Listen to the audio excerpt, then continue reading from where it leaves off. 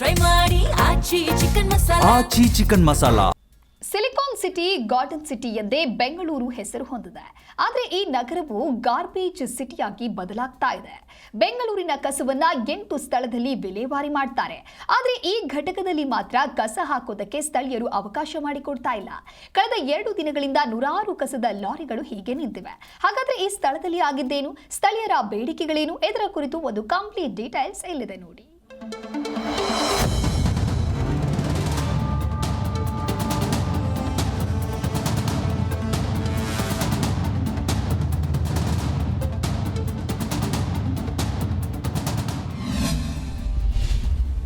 ಸಾಲಾಗಿ ನಿಂತ ನೂರಾರು ಕಸದ ಲಾರಿಗಳು, ಘನತ್ಯಾಜ್ಯ ಘಟಕದ ವಾಸನೆಗೆ ಸ್ಥಳೀಯರು ಬೇಸರ. ಜೆಬಿಎ ವಿರುದ್ಧ ಬೆಳ್ಳಹಳ್ಳಿ ಗ್ರಾಮಸ್ಥರು ಆಕ್ರೋಶ. ಬೆಂಗಳೂರು ನಗರದಲ್ಲಿ ಉತ್ಪಾದನೆಯಾಗುವ ಕಸವನ್ನ ಸುಮಾರು 8 ಸ್ಥಳಗಳಲ್ಲಿ ವಿಲೇವಾರಿ ಮಾಡಲಾಗ್ತಾ ಇದೆ. ಈ 8 ಸ್ಥಳಗಳಲ್ಲಿ ನಗರದ ಬೆಳ್ಳಹಳ್ಳಿ ಘನತ್ಯಾಜ್ಯ ಘಟಕ ಕೂಡ ಒಂದು. ಈ ಘಟಕದ ಸುತ್ತಮುತ್ತ ಸುಮಾರು ಬೆಳ್ಳಿಹಳ್ಳಿ, ಮಿಟ್ಟಗಾನಹಳ್ಳಿ ಸೇರಿದಂತೆ 20ಕ್ಕೂ ಅಧಿಕ ಗ್ರಾಮಗಳಿವೆ. ಈ ಘಟಕದಿಂದ ಬರುವ ವಾಸನೆಯಿಂದ ಸುತ್ತಮುತ್ತ ಸ್ಥಳೀಯರು ಹೈರಾಣಾಗ್ತಾ ಇದ್ದಾರೆ. ಹಲವು ದಿನಗಳಿಂದ ಇದೇ ರೀತಿ ಸಮಸ್ಯೆ ಇದೆ. ವಾಸನೆಗೆ ಬೇಸತ್ತು ಘಟಕಕ್ಕೆ ಬರುವ ಕಸದ ಲಾರಿಗಳನ್ನ ತಡೆ ಹಿಡಿದಿದ್ದಾರೆ.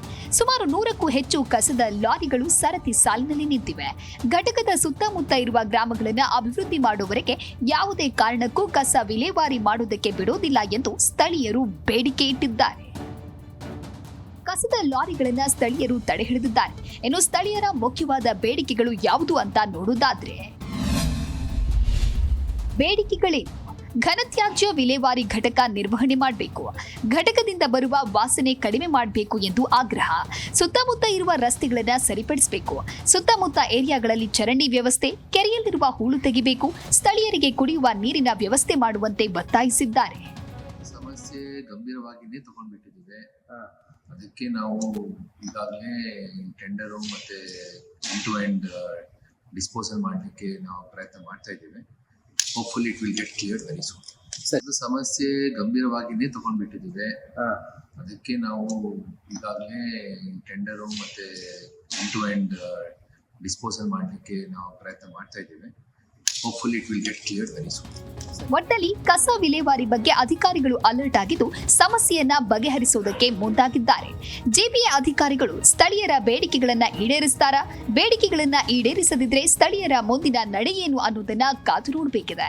ಭವ್ಯ ಸುನೀಲ್, ಜಿ ಕನ್ನಡ ನ್ಯೂಸ್.